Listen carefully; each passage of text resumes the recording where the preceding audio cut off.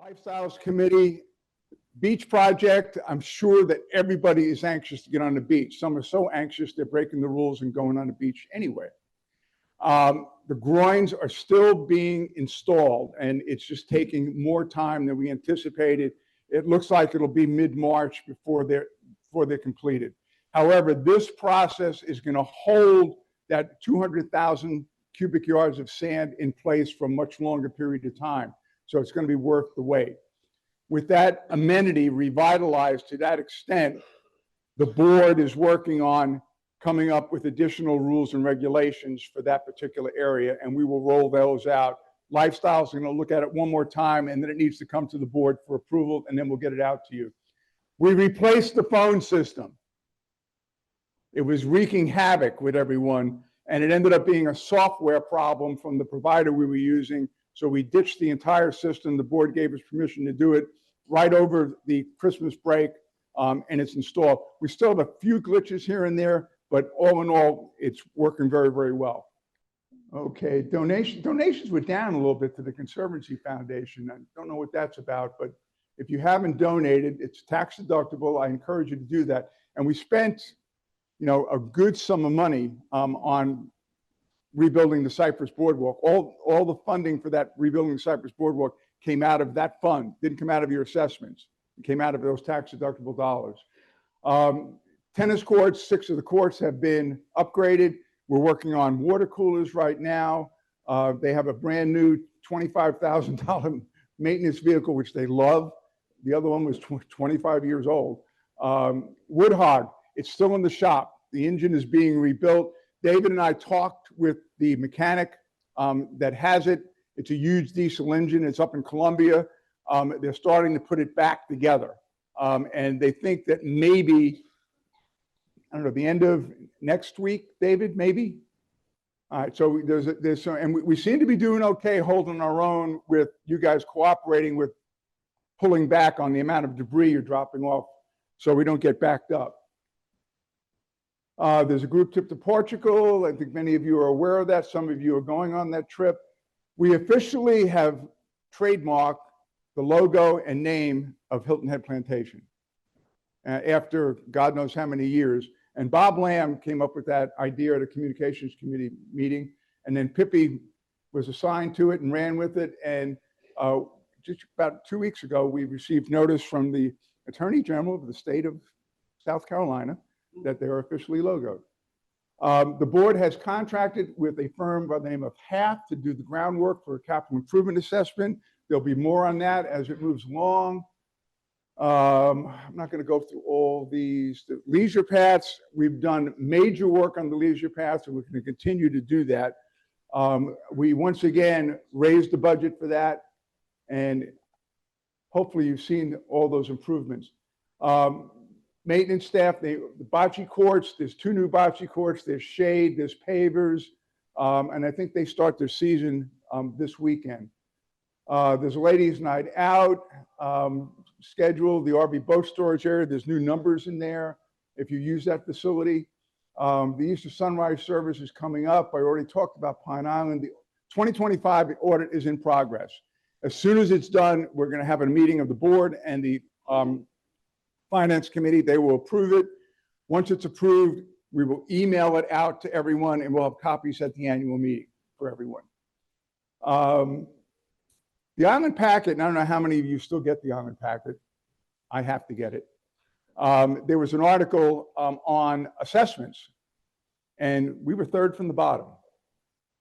About, I don't know how many, 35 different associations across the Low Country. So we're doing pretty darn good from that perspective. If you looked at those numbers, it's quite impressive what other people charge to live in a community. This is our advertising so far, and I don't believe Pippi has closed out March yet, so that number will probably go up.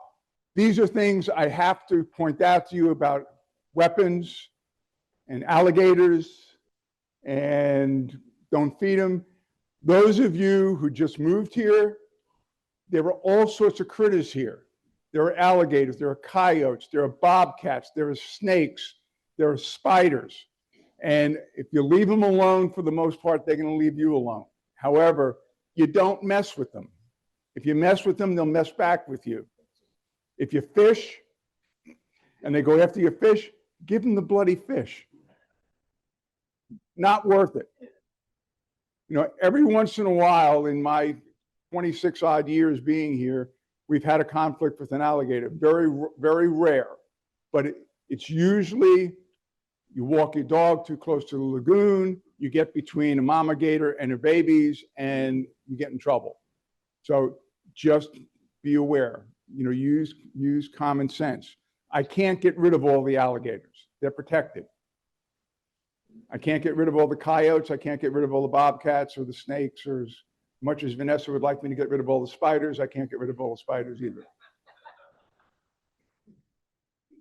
Okay, I do this, you know, just for kicks and giggles. Margie provides me with information on real estate, and this is a comparison from September of last year. You can see it's gone up and it's still holding. Anything that goes on the market that is the least bit desirable goes in a very, very short period of time. Still, you know, even with interest rates and the price of things where they are. We're doing very, very well. Very, very well. Just a side note, the Cypress has actually changed hands. You know, Jim Coleman and Mark Pontieri were the principals there. They developed it way back in the Stone Ages, and they have sold it. And they're officially gone. So it's under different management, and we're working with them, and they're fine. Dolphin Head Golf Course has sold. Okay, and the people that bought it were actually leasing the golf course, so you're not going to see any change whatsoever. Bear Creek Golf Course is on the market, and there is a single individual who is doing due diligence about purchasing it. So they're in the process of due diligence, and obviously these are, you know, multi-million-dollar transactions, which we get a piece of the action for the transfer fee on that too. So, so that's just a little bit of inside information on those. Anyone have a quick question before I turn it over to Ed? Go ahead, sir. Class 1 and 2 will be allowed on the leisure path. They have to sign a waiver. They can't go over 10 miles an hour, and there's a whole mess of rules and regulations they have to follow. And the key to this is, we're going to look at this in 6 months, again, once it's adopted, because obviously we received a lot of feedback on e-bikes. And, you know, there are folks who are vehemently in favor of them, and there's a lot of people who are vehemently opposed to them. Class 3s, which can go up to 28 miles an hour, will be confined to the street. And that's law. I mean, that's state law. We're allowing them to come in via the leisure path at the Cypress Gate and at the main gate. But once they get to the first intersection, they have to go on to the roadway. And we did that because we don't want all these bicycles backing up the gatehouses. It's bad enough as it is, but we didn't want them backing that up.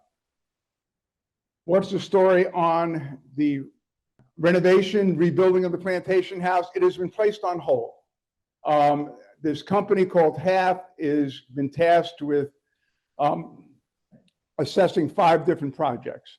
Plantation House, the guard gates at both locations, the Spring Lake Recreation Area in total, dog park, and leisure paths. And they're going to come back with information that will hopefully enable us to make a better decision, both monetarily and on need. What is the next best project? So it's on hold right now. Is it going to happen? Anything can happen. We have asked this company to look at that as a project, and part of their due diligence when they put together their proposal is they are tasked with getting input from the community. So whether they do that by a survey, whether they do it by a focus group, whether they do it by community meetings, there'll be a lot of community input. And that is our desire anyway for how this process will work. And if everybody on the entire plantation wants a dog park, you know, the board can say, Peter, build him a dog park. Unless Melinda or Patsy have some divine revelation, I know that we still have the county still has a $200 million grant proposal with the United States government. I don't know where that is. Nobody's pushing on it.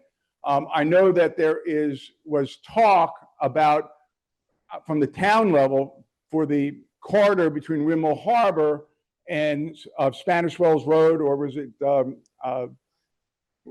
Spanish Wells Road, or was it all the way to the school? Okay. And I don't think you're ready to roll that out yet, are you, Patsy and Melinda? I know that there's some ideas on that, but they haven't rolled it out to the community yet.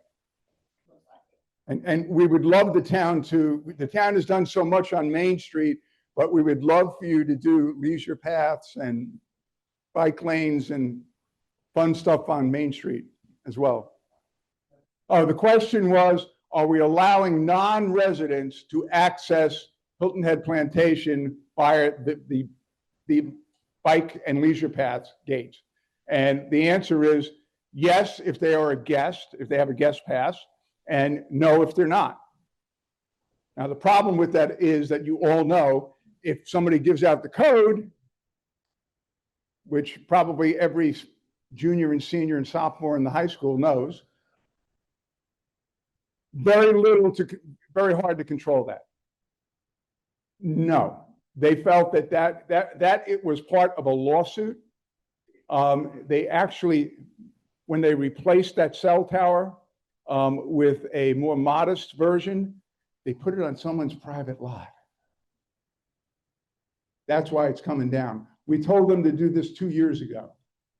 And the monopine on Dolphin Head Drive, according to Crown Castle that owns the tower, is more than sufficient to take that up.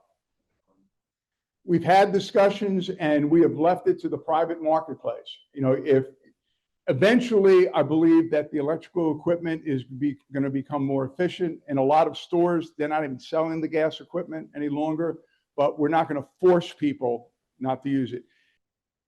You're migrating from a primarily rental community where they have tons of outside contractors to a residential communities where a lot of folks do their own stuff. Anyone else before I turn it over to our illustrious nominating committee chair?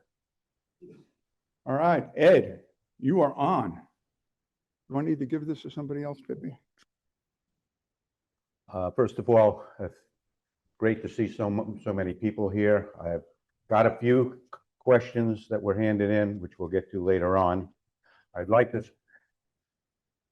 start by introducing the members of the nominating committee. I know a few of them are here, and ask them just to stand up. They put in a great deal of time and effort interviewing applicants before we settled on the 5 candidates that we have. So if I may, Jerry Cottrell, I know I saw Jerry here, Carlton Dallas, Tony Matthews, Harry Myers, Jim Ogden, Laurie Schmidt, Werner Sickvold, Lois Wilkinson. Again, thank you all for the time that you put in. It took us a couple of days to get through the interviews, and they all did their best to interview the candidates and try to pick the best we could for the community. So I'd like to just quickly, first of all, mention that according to the bylaws, we need to reach a quorum plus 1 vote. So I urge you, the ballots will be coming out this week. I urge you to vote, make sure that you vote. And I encourage you to do it electronically. It makes it much easier for the POA, as well as the election committee, who has to hand count and enter the manual ones.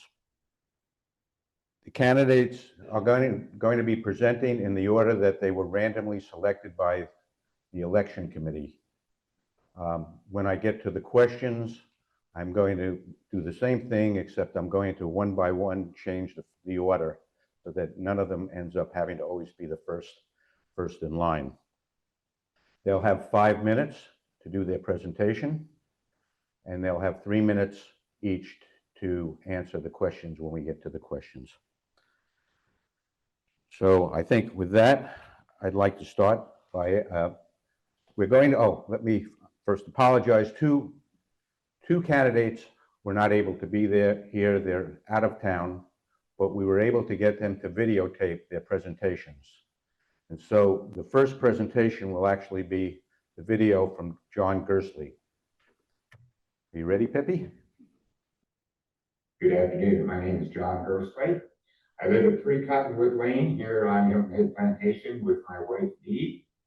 We moved here the end of November, a week before Thanksgiving in 2019. We joined the country club immediately because we didn't know anybody. Within a week, we were both involved in the golf and tennis community, got on committees, and we had an instant family within a week who now are our closest, dearest friends.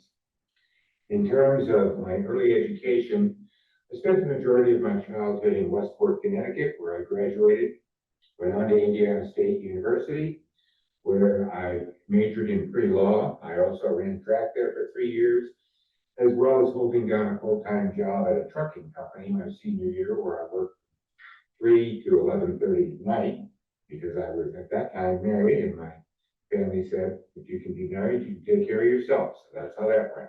I then went to Kansas Law School for about a semester. In the Army, and I became acquainted, so I enlisted. I went to Vietnam and served with the 4th Infantry Division for a year.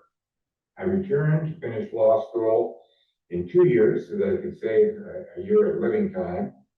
And because I could not play well with others, I came into the Kansas City area and opened my own office, where I worked for 47 years before retiring at the age of 73, close to 74. During that period of time, I was the bar president. There are approximately 1,500 members of our bar. I then went into our foundation, which is the charitable arm of our association. I served 2 terms as president and 18 years on the board. I held a number of positions while I was there, and I learned early in life, don't volunteer. But I found that in middle age, yes, you should volunteer. You should be a part of the community. And that's when I became involved in my profession, because I thought it was good for the profession to leave something behind me. We live here in what we hope to be our forever home. I have served 2 terms on the tennis committee, and I'm starting my 2nd term as the liaison from the Board of Advisors, formerly the Board of Governors. And I am in my 3rd year with the Board of Governors. I believe that Hilton Head Plantation is the finest community I've ever lived in. We love being here. We love having our family here. To my way of thinking, it is the most well-run place I've ever seen. And I'm not sure exactly what I could do other than to maintain that the status quo at the minimum continues on for this plantation. I feel that being a conduit back to my community, being an ombudsman, being a person who's available to my friends and neighbors for suggestions, complaints, whatever they have, because nobody goes through life without, I won't say the word, we know what it is, complaining heavily. I wanted to be a part of that process. Instead of seeing how does the process work, I wanted to be in it. And that's why I started with Country Club, worked through those years with the club.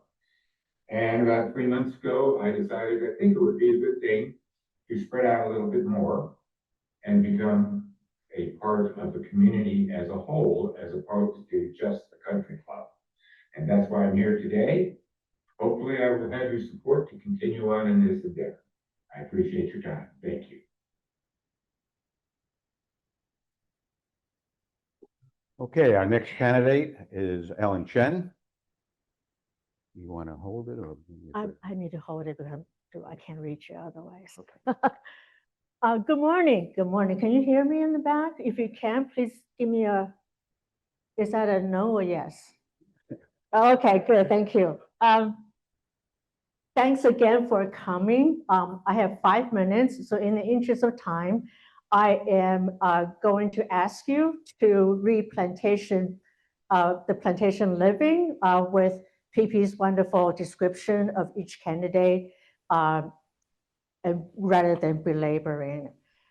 So instead, I'm going to share with you what I said and shared with the nominating committee when they kindly advanced my nomination to the ballot. The first thing I said to them was that about me, of course, my work style, my personal style, and what I endeavor to do with everything that I do. And that is first to learn what the issues are, to listen, and then to develop perspective, which I then share with everyone concerned in the discussion. And I want to say that as a resident, I ask a lot of questions because I don't know the answers are, and I want to find out and want to learn more. But as a board member, it is important and incumbent upon me to do the same thing, to learn, to listen, and develop perspectives and then share those perspectives so we can come to a common consensus. So as I also shared that I have 3 goals or objectives that I think I can share into making us a better community. The first is that I believe I could be an effective conduit or an intermediary between the older, not older, sorry, I apologize, traditional community who might have come here as a seasonal owner, and also the newer residents who might have come here in the last 5 years or so, where we are leaning towards more younger families, individuals who have just retired, like myself, and also who will also bring in different wants, expectations, needs. And I think I have the ability to end up somewhere where we can be realistic and given the affordability of what we can do. My second objective, My second objective is to involve more residents into what we do, give them more access to participate. I hear a lot about transparency. I don't believe that's a one-way street. It's incumbent upon, or what we ask, is the management and the board to share more information, give different type of reporting. But I believe it's also incumbent upon residents to become more involved. The more you do, the more you participate, the more you understand what the board and the committees go through. The third item that I'm particularly interested in is technology. And I mean that from both ends. From the user end, to make it the interface and the use of our existing technology more, not easy to use. I don't want to put that responsibility on PP and the communication department alone, but you know, my daughter works for Google, and when I go to her and say, how do I do this? She just laughs at me. And then she needs to show it to me with her fingers on my computer before I understand what's going on. The second concern I have about technology is from the system end, the infrastructure end. If we do have a cohesive technology infrastructure that would link all of our activities, including gate passes, operation area, and administrative area, I think there will be cost savings to be realized, whether from the personnel end or the administrative end. And I think that will be very helpful for us as a community, also to encourage cohesiveness and engagement. Okay, I'd be happy to answer any questions when we come to that point. Okay. Oh.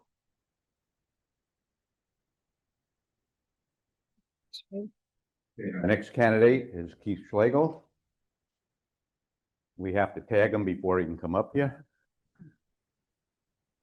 Because that we the are, right color within because the we are lines? streaming, and this is how we manage the streaming. Those fancy suit jackets. are Thank you, nice to sir. manage.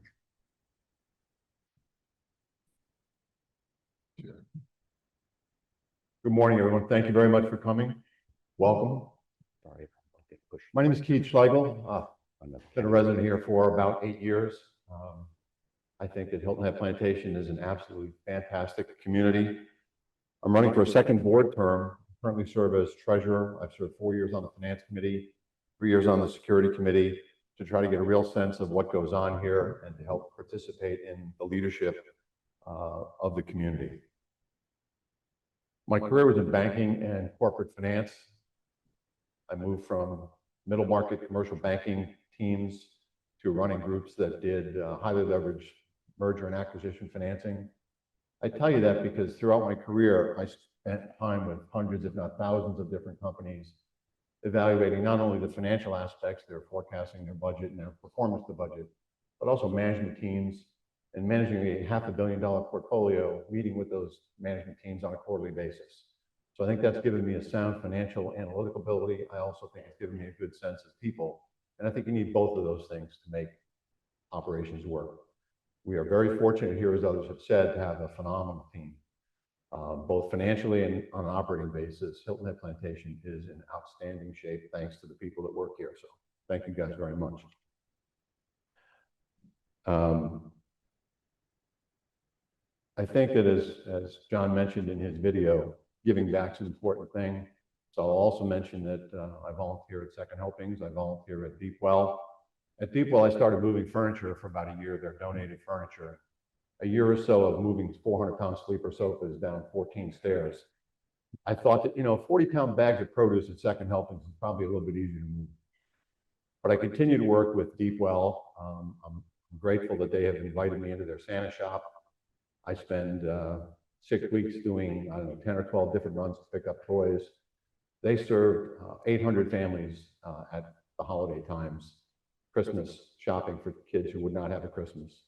I would suggest to you that if you want to feel good about yourself, buy some toys, November, December, head down to Deep Well, take a walk through their Christmas shop.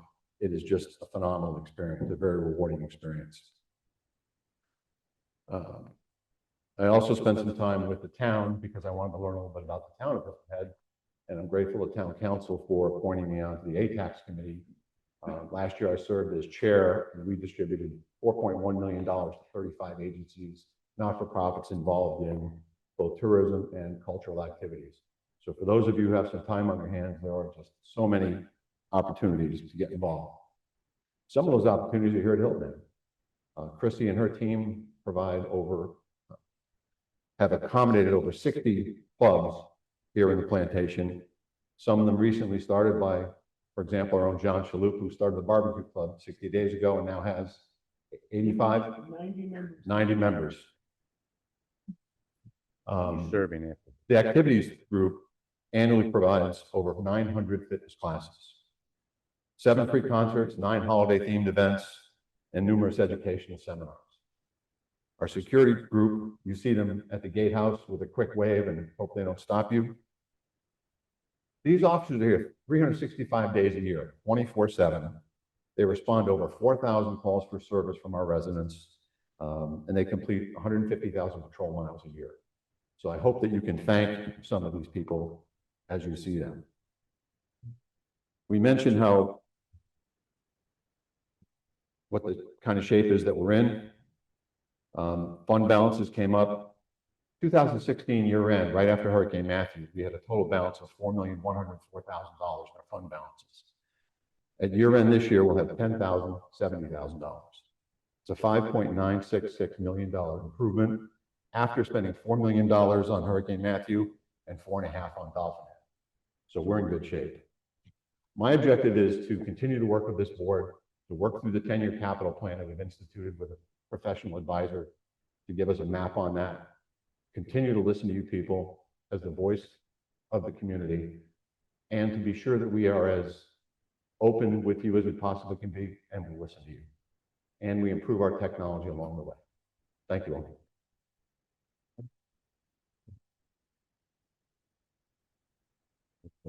Yeah.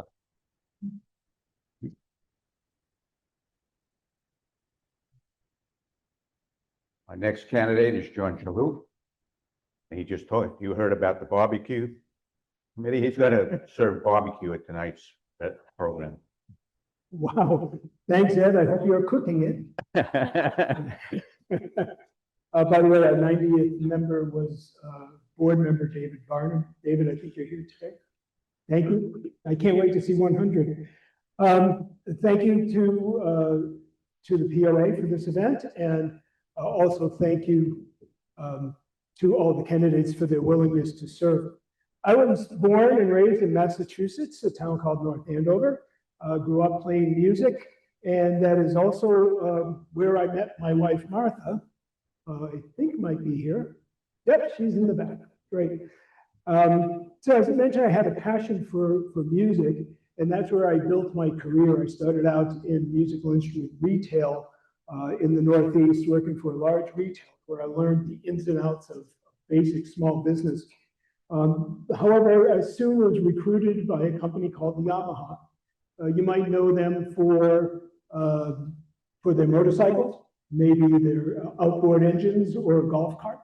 But I work for the musical instrument division, which is the world's largest musical instrument company by 4 times the next largest competitor. So it's quite a big organization. Let's just say that my dreams had come true at this point. Yamaha is in California, the American office. So Martha and I moved to Orange County, and that's where we raised our family.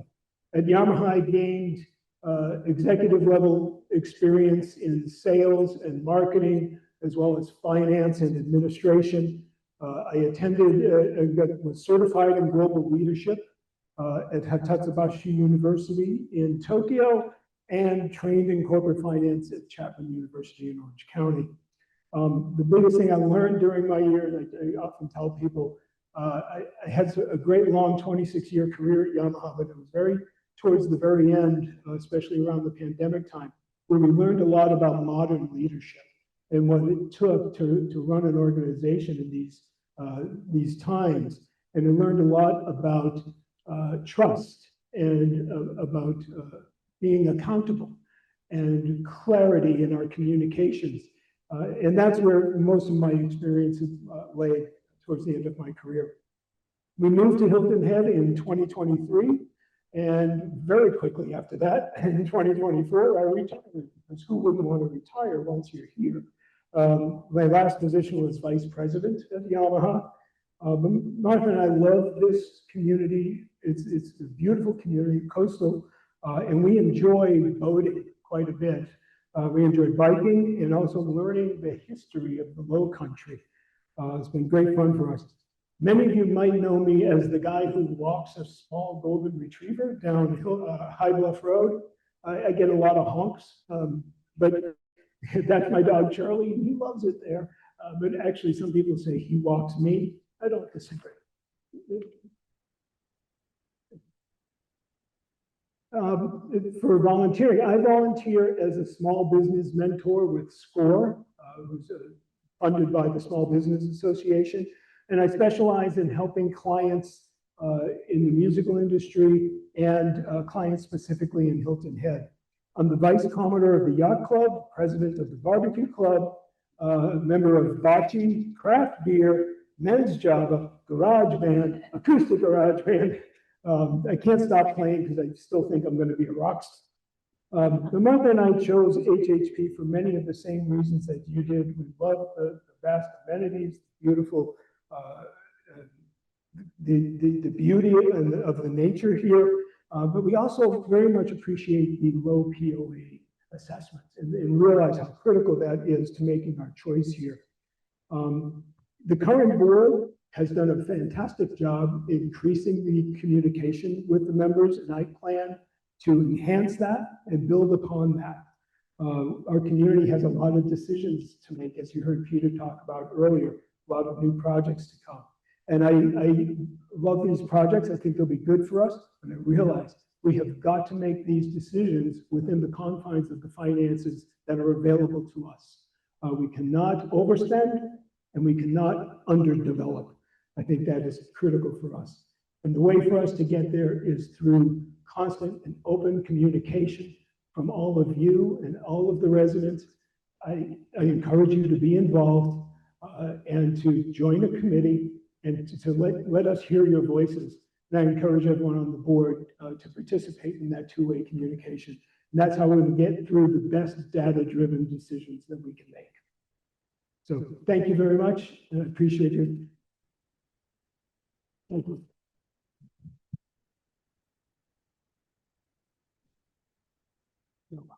Okay, our fifth candidate is John Zamorsley. We have him on video.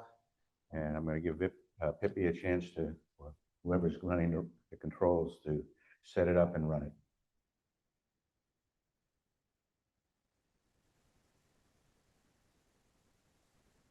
Hello, my name is John Zamorsley. I'm running for a seat on the POA board.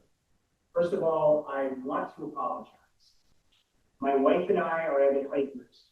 We had planned a trip to northern Arizona way before the calendar was set. We apologize.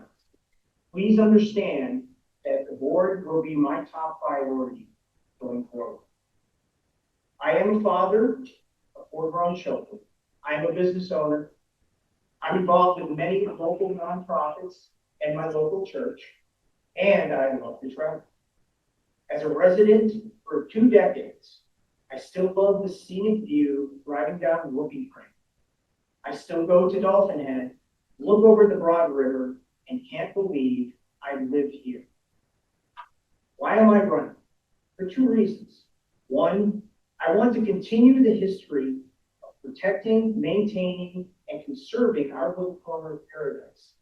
It's what drew us all here. And 2, I'm also running to protect the traditions of our community. Those include decades of sound financials, a conservative budget, residential engagement, and fostering a generational community. You know, our community is like a beautiful older home with incredible bones.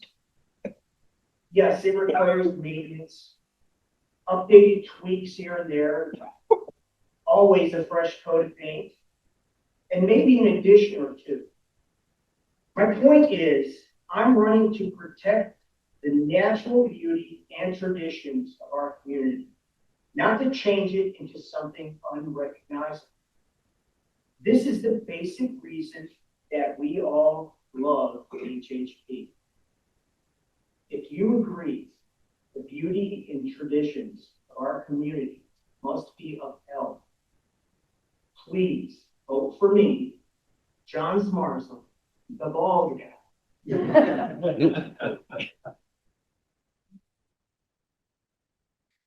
Okay, we're up to the questions. Pippi, the other two folks who aren't here did not Zoom. John is on. John- John Zamorsley. is John on. Zamorsley, will he be able to answer then? He'll be able to answer in the chat. Okay, Okay. so Ellen, you're going to answer the first question. We'll be first to answer it. The question is, please list. Please list the board committees on which you have served. I have not. Quick answer. Sorry. Okay, I can't always reach everything. I have not. And I was very frank with the nominating committee that is the case. From my understanding, most, if not all, of the candidates I put on the ballot are formerly or presently committee members. And I was very clear with them that if that's the case, if being a committee member is prerequisite, let's make that the prerequisite. Let's make that the qualifying factor. So someone like me would, it'd be very difficult. It would be very difficult then for me then to offer what I do. And I am all about spreadsheets. Nothing makes me happier than spreadsheets. And I was a really underwriter, a deal maker. I've done work projects for Chase Manhattan. Well, it used to be Chase Manhattan Bank, now it's JP Morgan Chase, HSBC, and a couple projects for Goldman Sachs. where, I need to negotiate and to listen again to learn. And I've been on the committee and investment committee for a firm that developed 1 million square feet of industrial space. So I think I can, again, to be a member of the committee and listen, and not really, and be a contributing member of the committee, first ask questions and learn from what they are, and continue from there. I'm a good team player. And by the way, I am not running to be a troublemaker. I am running to be a colleague. And again, I'm nothing but about spreadsheets.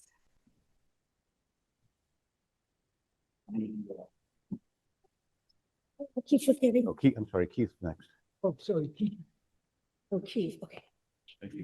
Just for information, John Gersley is not a member of any committees, POA. You have- Oh, the same question? No, go ahead. Same question. Same question. I think I said this earlier, that I've been a member of the Finance Committee for 4 years, chaired for 1, Security Committee for 3 years, chaired for 2. I think that being involved in the committees gives you a perspective of what goes on around here. I think that's very helpful. I also think that by doing so, you've demonstrated an interest in serving the community. It should not be a disqualifier. I think everyone who is an owner here has a right and opportunity to run for the board. Thank you.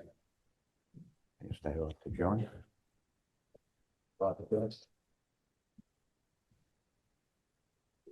I currently serve on the Communications Committee, chaired by this one.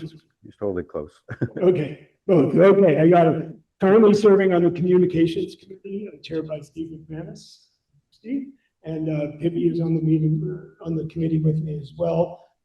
Very proud of the things we've been working on this year. We've made some really good progress on improving the navigation and the clickability of the Engage website. We worked on the layout and colors and the order of things in the Plantation newsletter, which I think just looks fantastic right now. We're working currently on the resident survey, which we last did in 2024. It'll be up again in 2027. So we're taking a look at all aspects of that, from how the questions are worded to how they're presented once the data comes back. And I think we're going to make some really good progress there. I'm excited about that as well. Okay, John Zamozli has zoomed in, and we're going to give him a chance to answer as well. We're gonna do a little experiment here and see if I can pick him up on the mic through my speakers. John, are you there? I'm here. He'll be next. Can you hear me, Pippi? Yeah, let's see if they can hear you. Go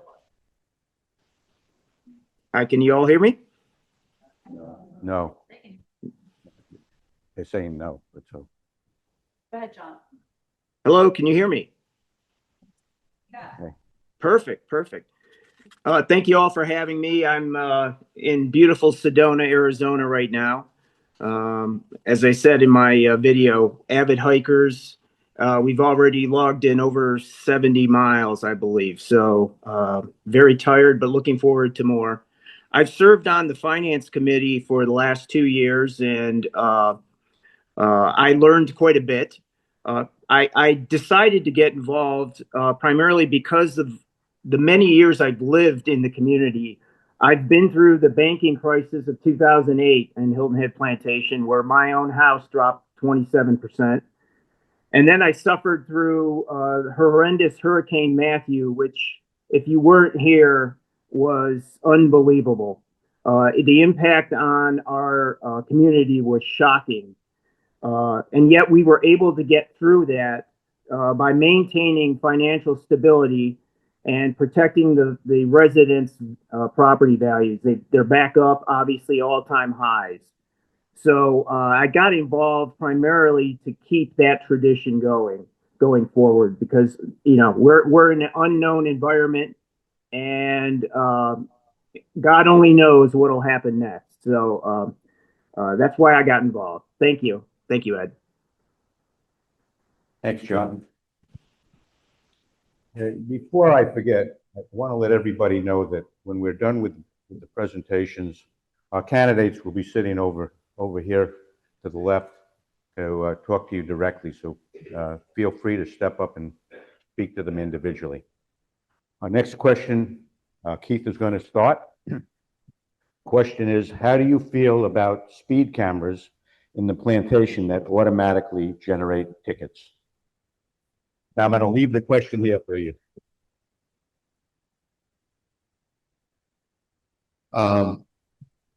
Since we have our security team here, can I just have whoever wrote that question, raise your hand so we know who's. My understanding is that speed cameras are illegal on the streets of South Carolina. So Hilton Head Town cannot do it. I know that there are some communities who have done it. Those communities write tickets, which are paid through your assessment process. Our security officers are SLED licensed, and any ticket they write is a state of South Carolina ticket. The roads here are private, so there is the possibility that we could do that. I'm not a fan of doing that. I think that over the last few years when I was on the security committee, we went through part of the COVID era, and our officers were encouraged not to stop people because we didn't want the interaction. So if you look at the history, you would see the traffic violations and speeding tickets decline. And as newer folks moved in, I think we saw an increase in speeding, and that was not a good thing. So what the security committee did was we proposed installing the speed warning signs that we have. A couple of them are fixed. One of them is solar powered and can move around a little bit. I would say my response would be I would rather encourage more of those than writing tickets, because if you get a ticket here, it is a state ticket. HHP gets no money from that, so there's no reason to be trying to raise funds that way. Fine, thank you. John? Question right there for you. Okay, how do I feel about cameras? I don't like them. So, not much different than what Keith said. Of course, the fact that they're not legal means we probably shouldn't have them, even though we can, doesn't mean we should.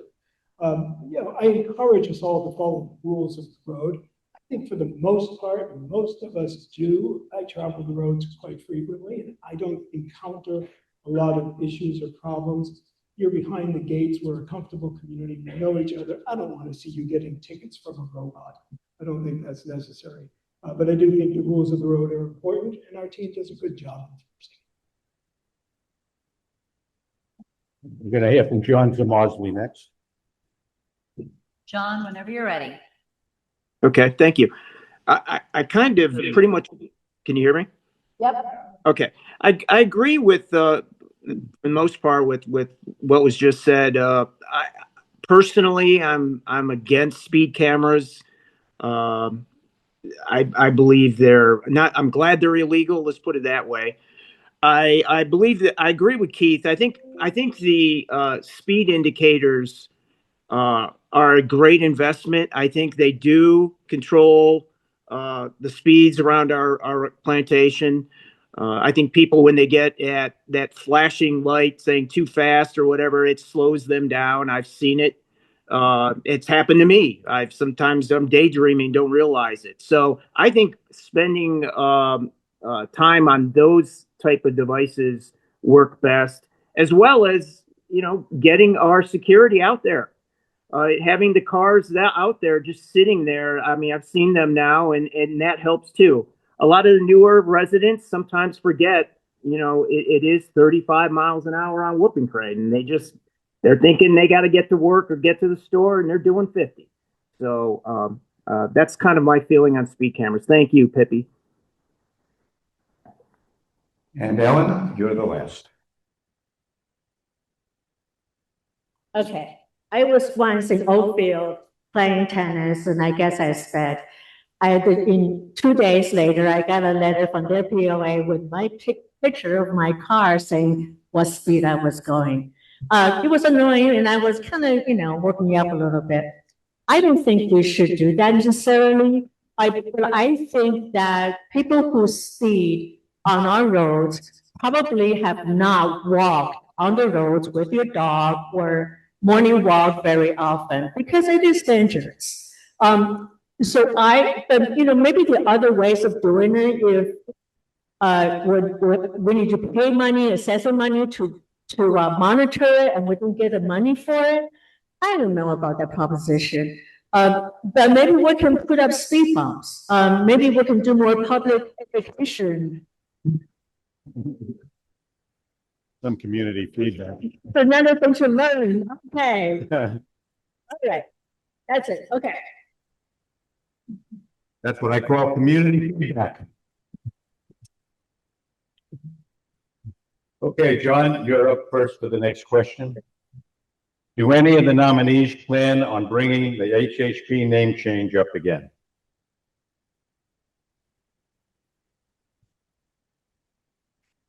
I do not. I think that there has been input on the name change, and I think that input is sufficient at this time. Our community continues to change. If things change that require us to bring it up again, then so be it. But I do not plan to bring this up myself. Okay, John Zamozli? Great. John, yep. Yep, thank you, thank you. I'm vehemently opposed to a name change. One of the reasons why I'm running for the board is to ensure that the traditions and our name never change. So that's my opinion. I am vehemently against it. Thank you.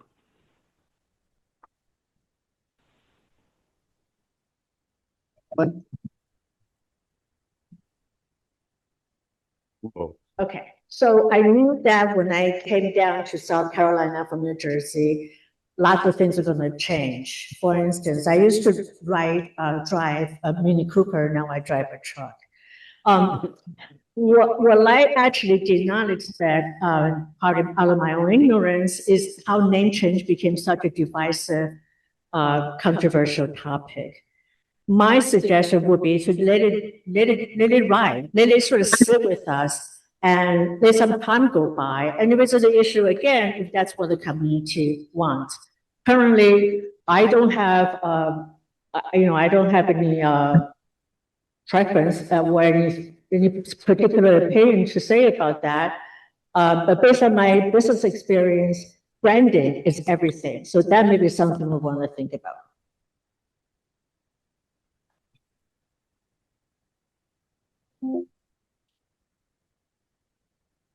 I guess we're going to make it somewhat unanimous. I do not plan on bringing this up as an issue. There are a lot of things here for me that are priorities. I stated a few of them in my earlier introduction. I'm happy to share those one-on-one with anyone afterward. I think that any resident who feels that this should be a priority has the right to bring it up in question, but I personally do not think that that's the first priority here for Hilton Head Plantation. Thank you, Keith. Okay, the last card that I have, we're going to ask John Zamozli to be the first to answer, is same auditor for 20 years with 1 star. Is it time for a change? I'm sorry, Ed. Can you repeat that? Same auditor, financial auditor, finance auditor for 20 years with 1 star. Is it time for a change? Well, Peter, you can speak to it. I will say this. I've been on the. That's not correct. We do not have the same worker for 20 years. Yeah. I was gonna say that wasn't necessarily true, Pete. Am I correct, Peter? John, sorry, hold on. We couldn't hear you. Now we can. Go ahead. Let me just ask, Peter, how long have we had this auditor?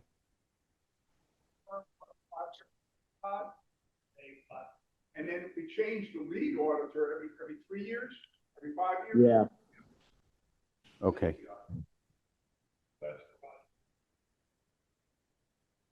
So do we need to? So John, We don't need to answer this question, I think. Yeah, I agree. That's the question. The premise of the question is incorrect. Yeah, we're going to skip it. thank you, John. Okay, although we said we would just take cards, I'm willing to take a couple of questions from the audience before, if there's, because I think there was a little confusion about the cards when we started. So is there anybody who wants to ask a question that didn't have an opportunity?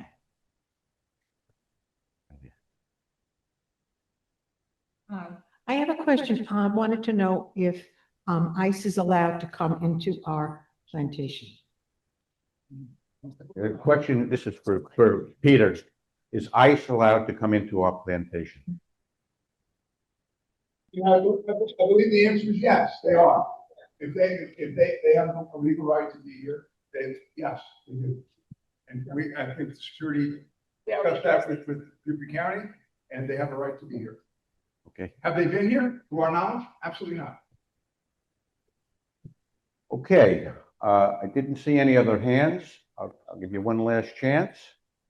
If there are none, then I thank you all for coming. I encourage you to vote electronically, and our candidates will be over to the left there.